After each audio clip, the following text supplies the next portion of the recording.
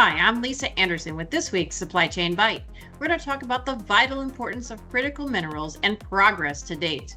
So critical minerals and rare earths are needed for the future, from AI to defense and from medical devices to batteries.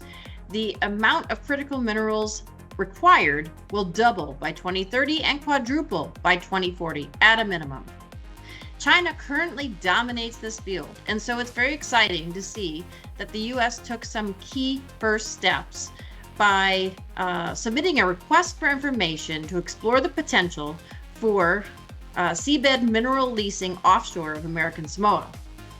In fact, there's a very interesting company called Impossible Metals involved in the process that is an expert in seabed harvesting without destroying the habitat.